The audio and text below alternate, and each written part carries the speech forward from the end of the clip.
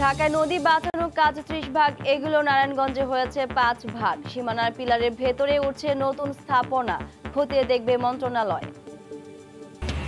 Biden প্রশাসনের প্রথম বাংলাদেশি হিসেবে গুরুত্বপূর্ণ দায়িত্বে জায়েন সিদ্দিক। শপথ গ্রহণ অনুষ্ঠান ঘিরে ওয়াশিংটন ডিসিতে কঠোর অবস্থানে নিরাপত্তা বাহিনী।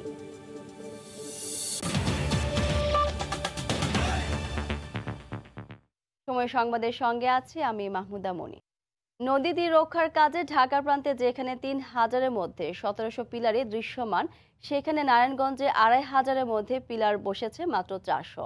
যা বসেছে তার বেশিরভাগ জায়গা এখনও দখলমুক্ত হয়নি, কোথাও নতুন করে চলছে দখল।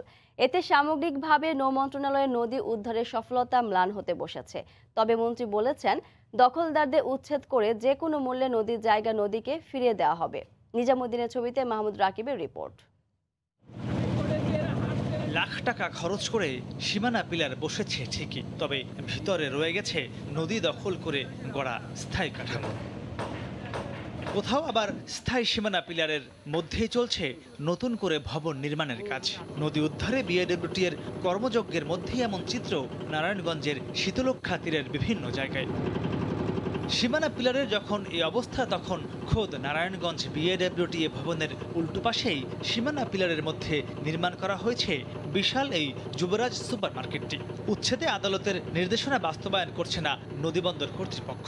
বিএডব্লিউটি সাইনবোর্ড লাগিয়েছে, তারা মনে করেছিল এটা তাদের সম্পত্তি, এবং আমরা আদালতের শরণাপন্ন হয়েছি, সেইটাতে নিষেধাজ্ঞা দিয়েছে। এখানে আইনগত কিছু প্রক্রিয়া সেগুলো আমরা নিষ্পন্ন করেছি, দ্রুতই এই অবৈধ স্থাপনাটি আমরা নিশ্চিহ্ন করে দেব। গেল ২ বছর যেখানে ঢাকা প্রান্তের নদীর অবৈধ স্থাপনা ব্যাপকভাবে উচ্ছেদ করা হয়েছে, সেখানে নারায়ণগঞ্জের শীতলক্ষ্যা পাড়ে এসে দেখা যায় স্থায়ী সীমানা পিলারের মধ্যেই করা হচ্ছে এমন শত শত সরকারি স্থাপনা। এমনকি এসব স্থাপনার পাশে ৯২ বিঘা দীর্ঘ সোহাগপুর টেক্সটাইলে এখন পর্যন্ত একটিও সীমানা পিলার বসাতে পারেনি নারায়ণগঞ্জ বন্দর কর্তৃপক্ষ। সীমানা পিলার বসালে তো অবশ্যই একটু সমস্যা হবে, কিন্তু তারপরেও আমরা কিন্তু বলি নাই যে এটা করা যাবে না।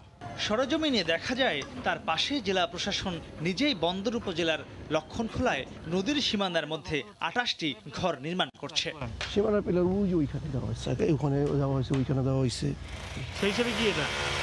সেই হিসাবে তো নদীর জায়গায় এটা ঘরগুলো এই শীতলক্ষ্যা নদীর উপরে হতেছে, সরকারি জমিতে এখান থেকে উদ্ধার করেছে। বিএডব্লিউটি এর প্রধান স্বীকার করলেন, ঢাকা ও টঙ্গীতে ৩০% কাজ সম্পন্ন হলেও নারায়ণগঞ্জে হয়েছে মাত্র ৫ ভাগ।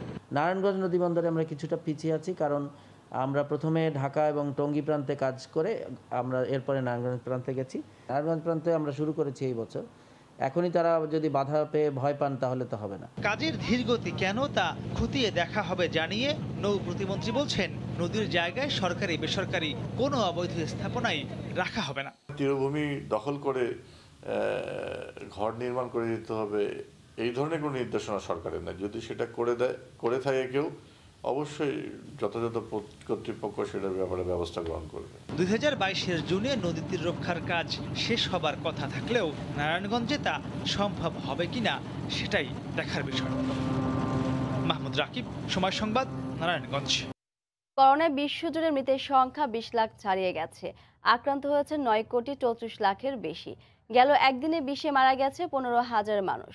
আক্রান্তের সংখ্যা ৭,৩২,৮৬৮ জন।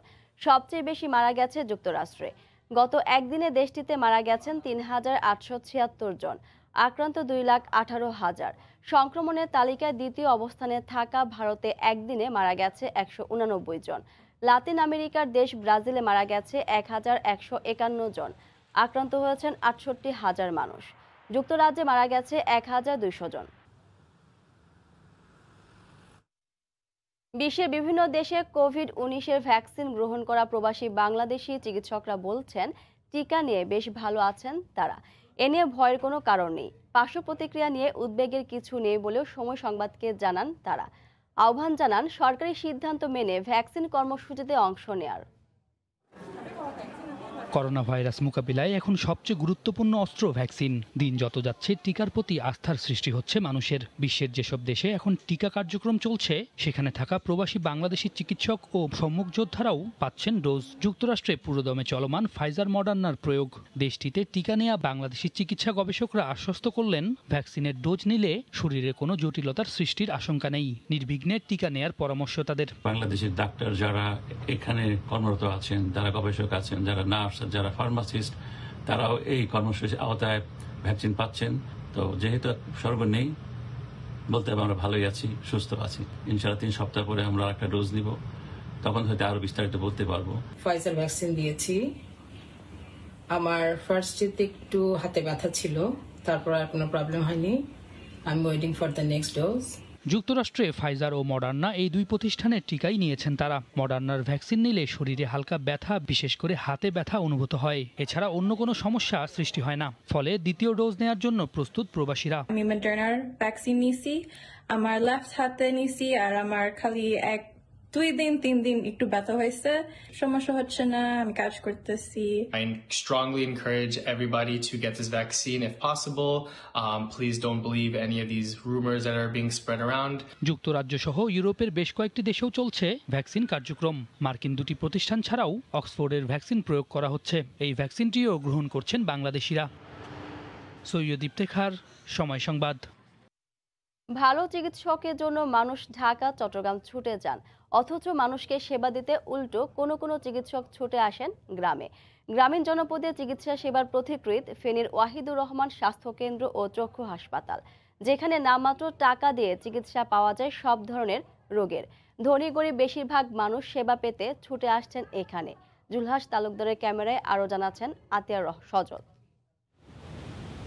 ঢাকা চট্টগ্রাম মহাসড়কের পাশে ফেনীর ছাগলনাইয়া উপজেলার গোপাল ইউনিয়নের নিষ্কুঞ্জরা গ্রামের খন্দকার বাড়ি।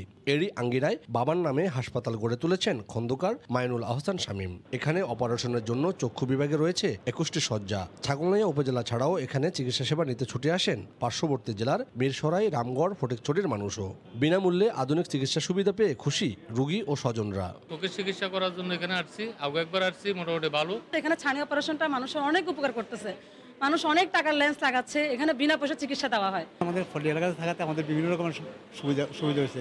অত্যাধুনিক ও মানসম্মত যন্ত্রাংশ আর বিশেষজ্ঞ ডাক্তার দিয়ে মাত্র 675 টাকায় চোখের ছানি অপারেশন করা হয়। ইউনাইটেড ট্রাস্টের অর্থায়নে এখানে গড়ে উঠেছে স্বাস্থ্য, শিক্ষা, দারিদ্র্য বিমোচন প্রকল্প, মসজিদ সহ বিভিন্ন প্রতিষ্ঠান। আমাদের এই অঞ্চল সহ আশপাশের অঞ্চলের অসংখ্য মানুষ প্রতিদিন এখান থেকে স্বাস্থ্যসেবা নিচ্ছে।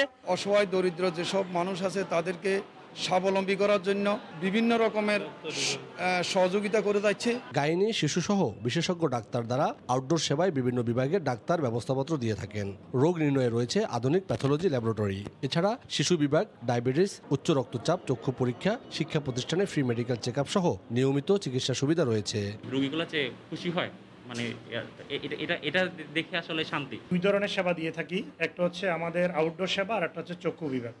আমরা আউটডোর সেবায় প্রতিদিন আমাদের বিশেষজ্ঞ ডাক্তার থাকে। যে কোনো রোগী আপনার 20 টাকার বিনিময়ে এই আউটডোর সেবাটা নিতে পারে। 2014 সালের 1 সেপ্টেম্বর এই সেবা কার্যক্রম শুরু হয়। আতিয়ার সজল, সময় সংবাদ, ফেনী। হোয়াইট হাউসের ডেপুটি চিফ অব স্টাফের কার্যালয়ে গুরুত্বপূর্ণ পদ পেলেন বাংলাদেশি বংশোদ্ভূত মার্কিন নাগরিক জায়ান সিদ্দিক। স্থানীয় সময় বুধবার হোয়াইট হাউসের ডেপুটি চিফ অব স্টাফের সিনিয়র উপদেষ্টা হিসেবে তার নাম ঘোষণা করেন নবনির্বাচিত মার্কিন প্রেসিডেন্ট জো বাইডেন। জায়ান সিদ্দিকে প্রথম বাংলাদেশি আমেরিকান যিনি যুক্তরাষ্ট্রের কোনো প্রেসিডেন্টের প্রশাসনে গুরুত্বপূর্ণ পদে নিয়োগ পেলেন। স্থানীয় সময় বুধবার হোয়াইট হাউসের কর্মকর্তাদের নাম ঘোষণা করেন নবনির্বাচিত মার্কিন প্রেসিডেন্ট জো বাইডেন। এদিন হোয়াইট হাউসের চিফ অব স্টাফের 8 সদস্যের নাম ঘোষণা করা হয়। ডেপুটি চিফ অব স্টাফের সিনিয়র উপদেষ্টা হিসেবে নিয়োগ পান বাংলাদেশি বংশোদ্ভূত মার্কিন নাগরিক Zayan Siddique. Princeton University of Yale Law School থেকে গ্র্যাজুয়েট জায়ান সিদ্দিক বর্তমানে বাইডেন হ্যারিস ট্রানজিশনের ডোমেস্টিক অ্যান্ড ইকোনমিক টিমের চিফ অব স্টাফ হিসেবে দায়িত্ব পালন করছেন। এর আগে নবনির্বাচিত ভাইস প্রেসিডেন্ট কামালা হ্যারিসের প্রার্থী থাকাকালে বিতর্কের টিম গঠনেও কাজ করেছিলেন জাইন। তিনি মার্কিন সুপ্রিম কোর্টের বিচারপতি এলেনা কাগান, ডিসি সার্কিটের ইউএস কোর্ট অফ আপিলের বিচারক ডেভিড টেটেল এবং ক্যালিফোর্নিয়ায় কেন্দ্রীয় জেলা আদালতের বিচারক ডিন প্রেগারসনের আইন কর্মকর্তা হিসেবেও কাজ করেছেন। নিউ ইয়র্কে বেড়ে ওঠা বাংলাদেশি বংশোদ্ভূত জাইন সিদ্দিক এমন পদ পাওয়ায় উচ্ছ্বসিত প্রবাসী বাংলাদেশিরা। রবিউল ইসলাম আওলাদ, সময় সংবাদ। এদিকে হোয়াইট হাউসের ডেপুটি চিফ অব স্টাফের কার্যালয়ের গুরুত্বপূর্ণ পদে বাংলাদেশি বংশোদ্ভূত জায়েন সিদ্দিক মনোনীত হওয়ায় বেশ খুশি প্রবাসী বাংলাদেশিরা। নির্বাচনে ডেমোক্রেটরা জয়ের পর থেকে বাইডেন প্রশাসনে বাংলাদেশিদের স্থান পাওয়ার বিষয়ে আশাবাদী ছিলেন প্রবাসী কমিউনিটি। এদিকে আগামী 20 জানুয়ারির শপথকে কেন্দ্র করে নিরাপত্তার চাদরে ঢেকে ফেলা হয়েছে ক্যাপিটাল হিল সহ পুরো ওয়াশিংটন। মোতায়েন করা হয়েছে ন্যাশনাল গার্ডের 10,000 সদস্য। নিউ ইয়র্ক থেকে বিস্তারিত জানিয়েছেন হাসানুজ্জামান সাকি। জো বাইডেন নবনির্বাচিত মার্কিন প্রেসিডেন্ট, তিনি তার নিজের মুখে যে নামটি ঘোষণা করেছেন বাংলাদেশি জায়েন সিদ্দিক, তার এই নিয়োগের পরে কিন্তু যুক্তরাষ্ট্রের প্রবাসী বাংলাদেশিরা খুবই উচ্ছ্বসিত এবং তারা খুবই আনন্দিত যে অভিবাসী দেশ হিসেবে বাংলাদেশ সবসময় ডেমোক্রেটদের সমর্থন করে থাকে এবং তাদের বিজয়ে তারা উচ্ছ্বসিত ছিলেন এবং তাদের মধ্যে এক ধরনের উৎসাহ ছিল জো বাইডেন কোনো না কোনোভাবে হয়তো তার যে মন্ত্রী পরিষদ কিংবা তার যে প্রশাসন সেখানে বাংলাদেশি কাউকে নিয়োগ দেবেন। করোনা মহামারীর মধ্যে রাজনৈতিক সংকটে ইতালি কঠিন চ্যালেঞ্জের মুখে পড়েছেন দেশটির প্রধানমন্ত্রী জুসেপ্পে কন্তে। করোনা মোকাবেলায় সরকারের সিদ্ধান্তের বিরোধিতা করে এরই মধ্যে পদত্যাগ করেছেন 2 জন মন্ত্রী। ইতালির রোম থেকে জুমানা মাহমুদের রিপোর্ট। সাবেক প্রধানমন্ত্রী মাত্তেও রেনজির দল ইতালিয়া ভিভার বর্তমান জোট সরকারের প্রতি সমর্থন প্রত্যাহার করায় ইতালিতে দেখা দিয়েছে রাজনৈতিক সংকট।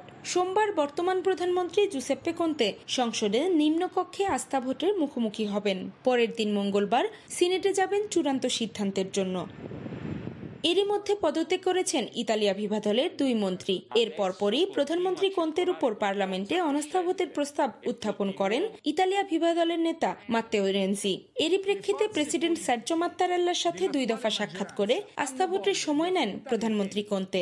ইতালিয়া ভিভার কয়েকজন সিনেট সদস্য প্রধানমন্ত্রী কোন্তের পক্ষে ভোট দিতে পারে বলে স্থানীয় সংবাদপত্রগুলো জানিয়েছে। ইউরোপিয়ান ইউনিয়ন থেকে প্রাপ্ত প্রায় 22 কোটি 30 লাখ ইউরো রিকভারি ফান্ড অনুমোদনের সময় অনুপস্থিত ছিল ইতালিয়া ভিভা দল।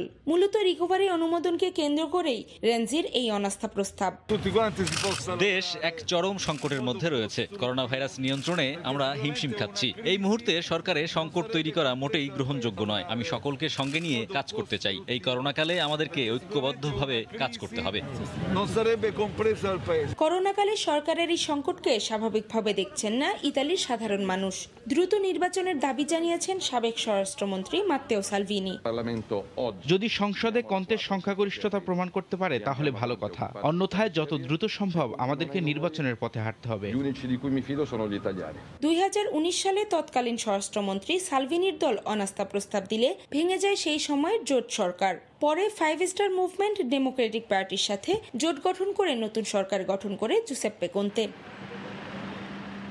জুমানা মাহমুদ, সময় সংবাদ, রোম, ইতালি। তীব্র তুষারপাতে ক্ষয়ক্ষতির মুখে মাদ্রিদ সহ স্পেনের কয়েকটি প্রদেশ। ধীরে ধীরে যান চলাচল শুরু হলে পরিস্থিতি এখনও স্বাভাবিক হয়ে ওঠেনি। জনজীবনে নেমে এসেছে চরম ভোগান্তি। এরই মধ্যে মাদ্রিদকে দুর্যোগপূর্ণ এলাকা ঘোষণার দাবি জানিয়েছেন mayor Jose Luis Martinez. Spain প্রতিনিধি সাইফুল আমিনের পাঠানো তথ্য ছবিতে রিপোর্ট। তুষারঝড় ফিলেমেনার তাণ্ডবের পর স্পেনের রাজধানী মাদ্রিদ ধারণ করেছে অন্যরকম চেহারা। তীব্র শীত আর রাস্তাঘাটে তুষার জমে থাকায় বিপর্যস্ত জনজীবন। কর্মস্থলে যাওয়া আসায় চরম দুর্ভোগে পড়ছেন সাধারণ মানুষ। ঘটছে দুর্ঘটনাও। অনেকে আবার ভুগছেন ঠান্ডাজনিত নানা রোগে। করোনা মহামারী, অন্যদিকে তুষার স্পেনে অনেক বেশি পড়েছে। এই বরফের কারণে আমরা যারা কাজে কর্মে যাই আমাদের অনেক প্রবলেম হচ্ছে। এই বরফ ডিঙ্গিয়ে কাজে যাওয়ার সময় আমাদের অনেকের হাতে পায়ে ব্যথা হয়ে আমরা হসপিটালে গিয়েছি। সারা রাস্তায় বরফ আর বরফ, যেদিকে তাকায় সেদিকেই বরফ। শুভ্র চাদরে ঢেকে গেছে চারপাশ। রাস্তাঘাট বন্ধ থাকায় প্রবাসী বাংলাদেশিদের ব্যবসা বাণিজ্যে নেমে এসেছে চরম মন্দা। প্রচন্ড তুষারপাত বরফের লেগে মাদ্রিদ শহরে রাস্তাঘাট সবে অচল, ব্যবসা বাণিজ্য একদম নাই বলেই চলে। করোনার কারণে আমাদের ব্যবসা এমনিতেই মন্দা, তার উপরে আবার তুষারপাত, এই কারণে ব্যবসা বাণিজ্য অবস্থা আরেকটু শোচনীয় দিকে চলে গেছে। তবে জনজীবনের স্বস্তি ফিরিয়ে আনতে কাজ করে যাচ্ছে স্পেন সরকার। সময় সংবাদ, মাদ্রিদ, স্পেন। পর্যায়ে শীর্ষ সংবাদ জানিয়ে দিচ্ছি আরেকবার। ঢাকায় নদী বাঁচানোর কাজ 30 ভাগ, এগুলো নারায়ণগঞ্জে হয়েছে 5 ভাগ। সীমানার পিলারের ভেতরে উঠছে নতুন স্থাপনা, খতিয়ে দেখবে মন্ত্রণালয়। এই ছিল এখনকার মতো, সঙ্গে থাকুন সময়ের।